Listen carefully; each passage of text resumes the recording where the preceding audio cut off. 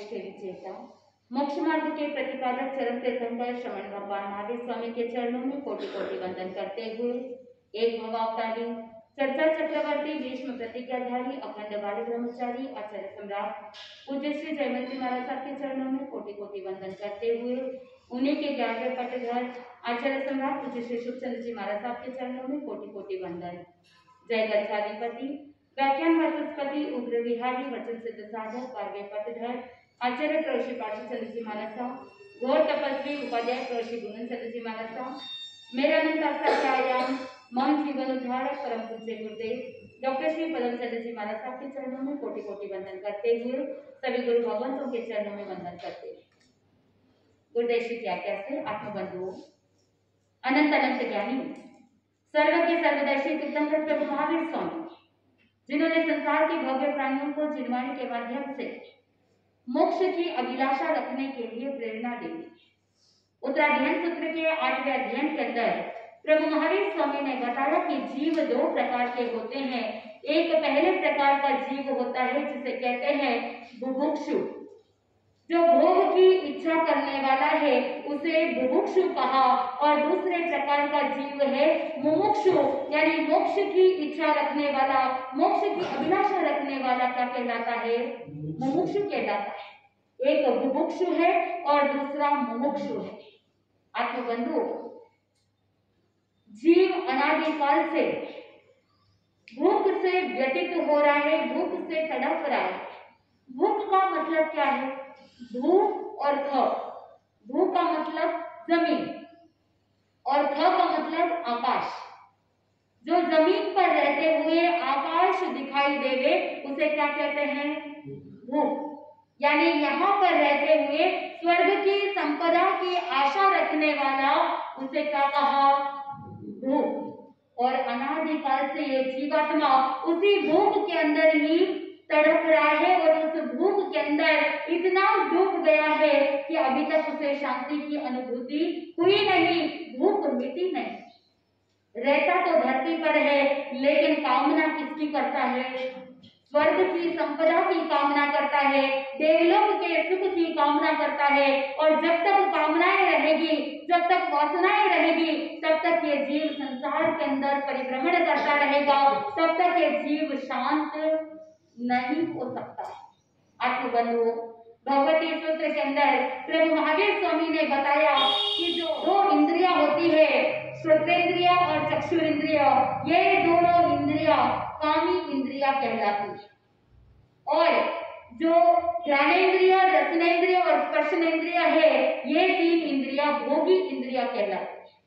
आत्मबंधु, ज्ञानीजन ने कहा कि समुच्चय रूप से ये जो 5 इंद्रियों के विषय है, इन विषयों के अंदर जो व्यक्ति आसक्त रहता है उसी का नाम काम भोग कहा गया। 5 इंद्रियों के आसक्ति पूर्ण सेवन को ही काम भोग कहा है। प्रभु महावीर स्वामी कहते हैं कि ये जो 5 इंद्रियों के विषय है, इन विषयों के अंदर ही जीव डूबा रहता है। ज्ञानीजन ने कहा कि मनुष्य ये जो चक्षुरेंद्रिय का विषय है रूप, और उस रूप के जादू के कारण से ही इस संसार के अंदर फंसा रहता है। शब्द सुनते हैं और कानों से जब शब्द सुनते हैं तो व्यक्ति आसक्त हो जाता है। शब्दों के अंदर ऐसा जादू है कि व्यक्ति के अंदर काम की उत्पत्ति हो जाती है। और जब व्यक्ति रूप को देखता है, रूप को निहारता है, तो रूप की मादकता के कारण से मनुष्य मूढ़ बन जाता है।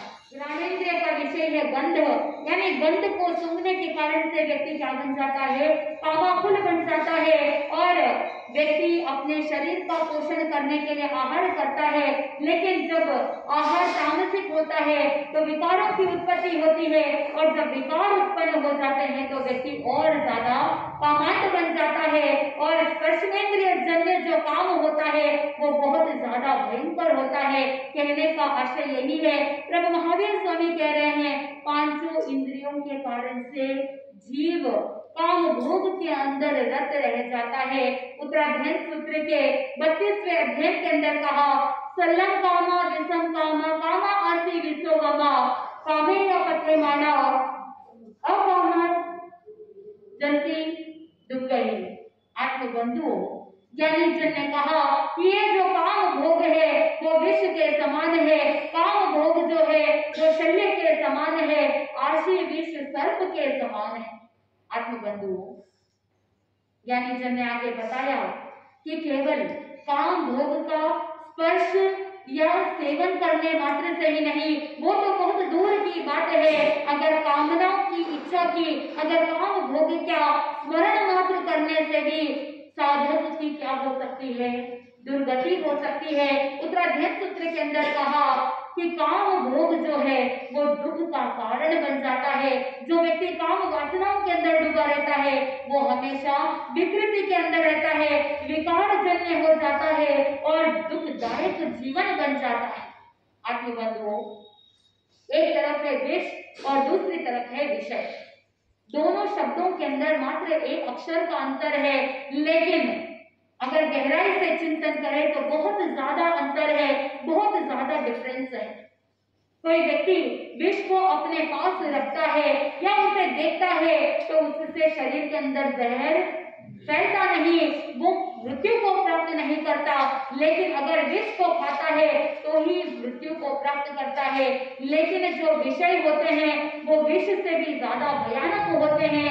उसको सेवन करने के बावजूद, सेवन तो दूर की बात है, उसके मात्र स्मरण करने से ही जीव पतन के गर्त में चला जाता है।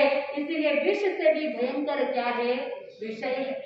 आत्मबंधुओं, ज्ञानी जी ने कहा कि जैसे दृष्टि विष सर्प होता है, उस दृष्टि विष सर्प की दृष्टि पड़ते ही जीव व्यक्ति खत्म हो जाता है, लेकिन उससे कई गुना ज्यादा भयानक क्या है, काम भोग रूपी विष सर्प है। ऐसे दृष्टि विष सर्प से भी भयानक कि काम भोग की दृष्टि पड़ते ही जीव के अनंत अनंत भव क्या हो जाते हैं, नाश हो जाते हैं। संसार के अंदर काम भोग से ज्यादा अनर्थ की खान और कोई नहीं। इसीलिए प्रभु महावीर स्वामी कहते हैं, काम वासनाओं से ऊपर उठ जाओ, काम भोग से ऊपर उठ जाओ। और जो व्यक्ति, जो साधक का काम भोग से ऊपर उठ जाता है वो उत्तरोत्तर आगे बढ़ता ही चला जाता है। ज्ञानी जन ने कहा कि जैसे उल्लू होता है वो दिन में देख नहीं सकता और जो कौवा होता है वो रात्रि के समय में देख नहीं सकता, लेकिन जो कामांध व्यक्ति होता है वो उल्लू और कौवे से भी गया गुजरा है, क्योंकि उसको ना तो दिन में दिखाई देता है और ना ही रात्रि में दिखाई देता है। ज्ञानी जन कहते हैं कि कोई व्यक्ति जन्मांध होता है, जन्म से दिखाई नहीं देता, द्रव्य के नेत्र नहीं है, लेकिन फिर भी चांस है कि उसके भीतर के नेत्र खुल सकते हैं। लेकिन जो व्यक्ति क्रोधांध होता है, जो क्रोध के अंदर अंधा हो जाता है, उसका एक भव नाश हो सकता है, कुछ भव नाश हो सकते हैं, लेकिन बोध मिलने पर वो अपने क्रोध को त्याग कर सकता है। लेकिन जो कामांध व्यक्ति होता है वो बहुत ही ज्यादा भयानक होता है, डेंजरस होता है। इसीलिए ज्ञानी जन ने कहा कि इस तरह से अपने आप को अंधा नहीं बनाना चाहिए। द्रव्य से भले ही आपको सब कुछ दिखाई दे रहा है, लेकिन भाव से क्या हो जाता है व्यक्ति, अगर कामांध बन जाता है तो उसकी जो मूल शक्ति है उस मूल शक्ति का ह्रास हो जाता है। आत्मबंधुओं, मूलाधार चक्र के अंदर जो मूल शक्ति होती है, जो ज्ञानी जन बताते हैं कि जो ब्रह्मचर्य का पालन करते हैं उसकी जो मूल शक्ति होती है वो ऊर्ध्व गमन की ओर आगे बढ़ती है। और वो मूल शक्ति जब ऊपर की ओर आगे बढ़ती है तो मन मस्तिष्क को खुराक मिलती है, उसके चेहरे पर तेज आता है, उसकी वाणी के अंदर ओज मिलता है, क्योंकि उसकी मूल शक्ति क्या कर रही है, ऊपर की ओर उठ रही है। और मूल शक्ति का ऊपर उठना ही उसी का नाम मोक्ष है। और अगर कोई व्यक्ति काम वासनाओं के अंदर डूबा रहता है, मूल शक्ति का अगर पतन हो जाता है, मूल शक्ति का अगर ह्रास हो जाता है, उसी का नाम संसार है। और व्यक्ति कामांध बन जाता है, काम भोग के अंदर डूबा हुआ व्यक्ति उसी के अंदर इतना ज्यादा रचा पचा रहता है कि वो आगे चल करके उसके मन मस्तिष्क को, ब्रेन को खुराक नहीं मिलती और आगे चल करके वो डिप्रेशन और कामांध होने के कारण से व्यक्ति क्या बन जाता है, मानसिक रोगी बन जाता है। यहाँ तक कि कहा कि कहीं इस तरह से पागलपन जैसे से हो जाता है। इसीलिए ज्ञानीजन ने कहा कि काम भोगों से ऊपर उठो और इस पागलपन से मुक्त हो जाओ। कामांध व्यक्ति अपनी आत्मा का पतन कर देता है। आत्मबंधु, काम भोग को किंपाक फल के समान बताया, क्योंकि किंपाक फल जो होता है देखने में बहुत सुंदर है, देखने में बहुत सुंदर, सुगंध के अंदर इतना ज्यादा प्रिय और खाने में बहुत मधुर और स्वादिष्ट होता है, लेकिन परिणाम तो बहुत घातक होता है। जिस किसी भी व्यक्ति ने किंपाक फल को खाया उसके जीवन का काल कवलित हो जाता है। ठीक उसी प्रकार जैसे किंपाक फल खाने से दुर्दशा होती है, ठीक उसी प्रकार काम भोग के अंदर डूबे हुए व्यक्ति का भी वही हाल हो जाता है। इसीलिए भगवान महावीर स्वामी ने 10वें कालिक सूत्र के दूसरे अध्ययन के अंदर कहा, कहन न पूजा सामानम जो कामे ना निवारई पये पये विषयंतो संकल्प वसंतो।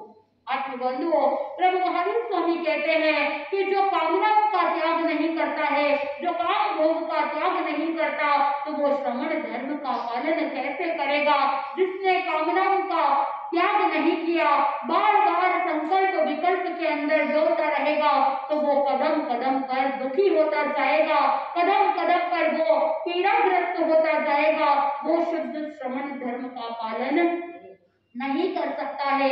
इसीलिए एक अच्छे श्रवण के लिए कहा गया, एक अच्छे साधक के लिए कहा कि कामना और वासनाओं का क्या कर दो, त्याग कर दो। आत्मबंधुओं, साधु के लिए कहा कि संपूर्ण रूप से मैथुन का त्याग करना, और श्रावक श्राविका के लिए कह दिया कि मर्यादित जीवन जीना। महिलाओं के लिए, श्राविकाओं के लिए कहा कि अपने स्वपति की मर्यादा और पर पुरुष का क्या कर देना, त्याग कर देना। और पुरुष वर्ग के लिए, श्रावकों के लिए कह दिया स्वस्त्री की मर्यादा करना और पर स्त्री का त्याग कर देना। जो साधक मर्यादित जीवन जीते हैं उनका जीवन उत्तरोत्तर आगे बढ़ जाता है। जैसे सुदर्शन सेठ ने भी अपने जीवन में मर्यादा रखी थी और परस्त्री गमन का त्याग किया था।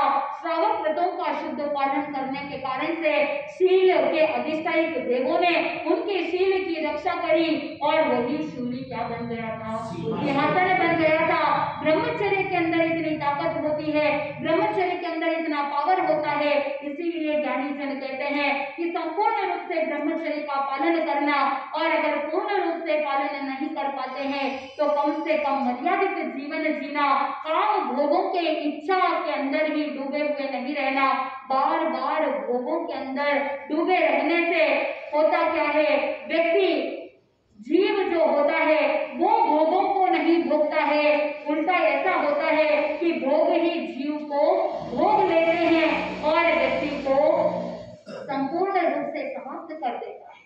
आत्मबंधुओं, विवेचन चल रहा था कि किस तरह से प्रभु महावीर स्वामी उत्कृष्ट साधना करते हुए, काम वासनाओं का त्याग करके, कंचन कामिनी का त्याग करते हुए निरंतर विहार कर रहे हैं। पहला चातुर्मास अस्तिक ग्राम में किया, दूसरा चातुर्मास राजगढ़ी नगरी के बाहर नालंदा में किया और तीसरा चातुर्मास चंपानगरी में करते हुए वहां से विहार करते हैं। और विहार करते करते कालाई ग्राम में पहुंच गए, कालाई सन्निवेश में पहुंचे और वहां कालाई सन्निवेश में एक खंडहर के अंदर ध्यानस्थ खड़े हो गए। आत्मबंधुओं, प्रभु महावीर स्वामी तो प्रतिमा धारण करके ध्यानस्थ खड़े हो गए। इधर रात्रि का समय था। उस कालाई ग्राम में जो ग्राम के मुखिया थे, उस मुखिया के पुत्र का नाम था सिंह, और वो सिंह अपने विद्युन्मती दासी को लेकर के उस खंडहर में आता है। देखा कि एकांत स्थान है। ज्ञानी जन कहते हैं कि पाप कहाँ होता है, पाप एकांत में होता है। वहां पर वो जाता है, उस खंडहर में 2 बार आवाज लगाता है और कोशिश करता है देखने की कि वहां पर कोई दूसरे लोग तो नहीं। और जब प्रत्युत्तर नहीं मिला, क्योंकि भगवान महावीर स्वामी तो ध्यानस्थ खड़े थे और गौशाला कहीं पर जाकर के चुप करके बैठा था। इधर कोई व्यक्ति दिखाई नहीं देता है, कहीं पर भी कोई वापस उसका जवाब नहीं देता। तो सिंह जो पुत्र था मुखिया का, उसने सोचा कि ये जो खंडर है ये एकांत है, तो विद्युन्मती के साथ भोग भोगते हुए अपने काम वासना की पूर्ति करता है। और काम वासना की पूर्ति करने के पश्चात जब वो वापस लौट रहा होता है, उस समय गौशालक जो है वो विद्युन्मती का हाथ पकड़ लेता है। वो दासी जोर से चिल्लाती है, इससे सिंह गुस्सा करता है और क्रोध के आवेश में आकर के गौशालक की खूब पिटाई करता है। और पिटाई करने के बाद सिंह विद्युन्मती को लेकर के वापस लौट जाता है। इधर गौशालक भगवान महावीर स्वामी के पास आकर के कहने लगता है कि भगवान, आप मेरे गुरु हैं और मैं आपका शिष्य हूँ, और आपके शिष्य की इस तरह से पिटाई होती है और आप उसे खड़े खड़े देख रहे हैं, क्या ये उचित है? वहां पर सिद्धार्थ व्यंतर तो सेवा में था ही, भगवान को ध्यानस्थ खड़े थे। सिद्धार्थ व्यंतर वहां पर अदृश्य रूप से कहता है कि भाई, तुमको पिटाई तुम्हारे ही कारण से हुई है। तुम अगर इस तरह से दुर्व्यवहार नहीं करते, तुम अगर दूरदृष्टि नहीं रखते, और तुम अगर ऐसा दुराचार का सेवन नहीं करते, छेड़खानी नहीं करते, तो वहां पर तुमको पिटाई नहीं होती। भगवान महावीर स्वामी के माध्यम से, यानी जैसे सिद्धार्थ व्यंतर बोलता है, लेकिन लगता क्या है कि भगवान ही बोल रहे हैं। उस समय वो सिद्धार्थ व्यंतर कहता है कि जैसे मैं शुद्ध उत्तम आचार का पालन करता हूँ, वैसे ही अगर तुम भी अच्छे आचार का पालन करते तो कभी जीवन में पिटाई नहीं होती। आत्मबंधु, लेकिन कहते हैं कि पड़ियोड़ा लखन, अरे बोल तो दीजिए, मारवाड़ी में आप कहते हो कि पड़ियोड़ा लखन मरे तो भी नहीं जाते। आत्मबंधु, उसकी दुर्व्यवहार की जो बुद्धि थी और साथ में उसके अंदर जो अविवेक था, जो इमेच्योरिटी थी, उसके कारण से ही वो हर बार तिरस्कृत होता है, हर बार उसकी अपमान होता है, हर बार उसकी पिटाई होती है। आत्मबंधुओं, दूसरे दिन भगवान महावीर स्वामी उस कालाई सन्निवेश से विहार करते हैं और आगे चल करके पत्तकालाई की ओर आगे बढ़ते हैं। वहां पर पत्तकालाई में भी एक शून्य ग्रह यानी खंडर में जाकर के प्रभु महावीर स्वामी फिर से प्रतिमा धारण करके ध्यानस्थ खड़े हो जाते हैं। इधर रात्रि का समय होता है और रात्रि के समय में उस ग्राम के जो मुखिया थे, उनका पुत्र का नाम था स्कंद, और स्कंद अपने साथ दंतिला नाम की दासी को साथ में लेकर के उस खंडर में आता है। वो भी रात्रि के समय में काम भोग की याचना करते हुए वहां पर काम वासना की पूर्ति करता है। दूसरी तरफ भगवान महावीर स्वामी तो ध्यानस्थ खड़े हैं, बाहर के वातावरण में क्या होता है उससे उनको कोई लेना देना नहीं है। दूसरी तरफ वो गौशाला कहीं पर चुप करके वहीं पर लुढ़का हुआ है, वो वहीं लुढ़क गया था, लेकिन जैसे ही उसने दंतिला दासी को देखा तो उसके अविवेकपूर्ण ऐसी प्रवृत्ति थी और वहां पर उसकी जो रस लोलुपता थी, उसके मन में इंद्रियों की जो लालसा थी, कामनाएं थी, उसके कारण से उसने उस दासी के साथ भी क्या कर दी, छेड़छाड़ कर दी और उसके कारण से फिर से उसकी पिटाई हुई। आत्मबंधुओं, जो दुर्व्यवहार करता है, जो दुराचार का सेवन करता है, उसे हर जगह से क्या होना पड़ता है, तिरस्कृत होना पड़ता है। हर जगह पर ऐसी पिटाई होती है। द्रव्य से पिटाई हो न हो, लेकिन कर्मों की पिटाई जरूर होती है। यहाँ पर गौशाला की द्रव्य से भी पिटाई हुई और आगे कर्मों का बंधन भी तीव्र हो जाता है। आत्मबंधुओं, प्रभु महावीर स्वामी के शिष्य बनने के लिए निकला, श्रमण तो बन गया, लेकिन भाव से वो श्रमण बन नहीं पाया। इसीलिए ज्ञानी जन कहते हैं कि दान करना आसान है, तप करना आसान है, भावना भाना भी आसान है, और वो तो केवल कुछ समय के लिए है, टेम्पररी है और कुछ टाइम टाइम पीरियड के लिए ही पालन करना है, लेकिन जीवन पर्यंत शील का पालन करना इसीलिए दुष्कर माना जाता है, क्योंकि वहां पर इंद्रियां बार बार रस लोलुपता में चली जाती है, इंद्रियां बार बार विषयों के अंदर डूब जाती है, लेकिन उसे कंट्रोल करते हुए, उसे जीवन के अंदर इंद्रियों का निग्रह करते हुए शुद्ध साधना में आगे बढ़ना, ये बहुत ही बड़ा दुष्कर है, बहुत बड़ी साधना है। और ऐसे प्रभु महावीर स्वामी उत्कृष्ट साधना करते हुए आगे बढ़ रहे थे, लेकिन गोशाला की बार बार क्या हो रही थी, पिटाई हो रही थी। उसका जो दुर्भाग्य है, कह सकते हैं कि उसके अंदर वो पात्रता नहीं थी कि वो श्रमण बने। आपके बंधुओं, पत्तकालाई से प्रभु महावीर स्वामी आगे विहार करते हैं, विहार करते हुए कुमार ग्राम में पहुंच जाते हैं। कुमार ग्राम में जैसे ही पहुंचे, वहां पर प्रभु महावीर स्वामी संपक रमणीय नाम के उद्यान में ध्यानस्थ खड़े हो जाते हैं, लंबे समय से ध्यान कर रहे हैं, लेकिन इस चंपक रमणीय उद्यान में ध्यान करते हुए मध्याह्न हो जाता है।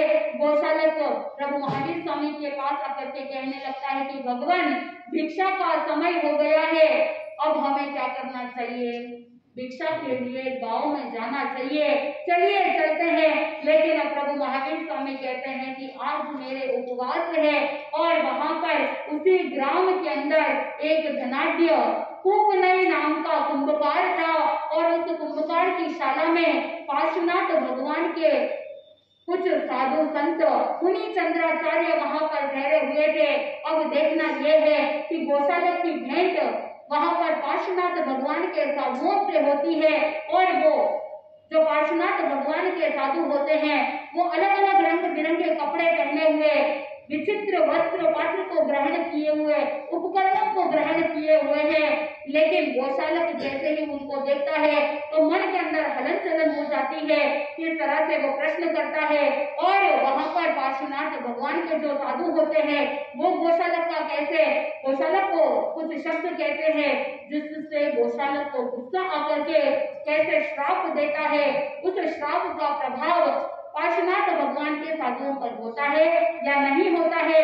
भगवान महावीर स्वामी के पास जाकर के गोशालक जब कंप्लेंट करता है, उस समय भगवान क्या उत्तर देते हैं, जैसे जैसे हम सुनेंगे हमारे जीवन के अंदर भी उत्कृष्ट भाव जागृत होंगे, क्योंकि जो श्रमण होते हैं उनके ऊपर किसी का कोई भी श्राप का प्रभाव होता नहीं है, किसी भी नेगेटिव एनर्जी का प्रभाव नहीं होता, क्योंकि वो उत्कृष्ट चारित्र का पालन करने वाले, ब्रह्मचर्य का पालन करने वाले। आज आपको यही चिंतन करना है कि मैं निरंतर उत्तरोत्तर कुशील सेवन का त्याग करके उत्कृष्ट शील धर्म की ओर आगे बढ़ूं, ब्रह्मचर्य की ओर आगे बढ़ूं, और वह दिन मेरा धन्य होगा जिस दिन मैं शुद्ध ब्रह्मचर्य का पालन करते हुए काम वासनाओं से मुक्त होकर के उच्च कोटि का साधक बनूं। ऐसी शुभ भावना खाएंगे और उत्तरोत्तर आगे बढ़ते बढ़ते दानशील तप भावना की आराधना करते करते एक दिन मोक्ष के द्वार को खोल देंगे और मोक्ष की मंजिल को भी प्राप्त कर लेंगे।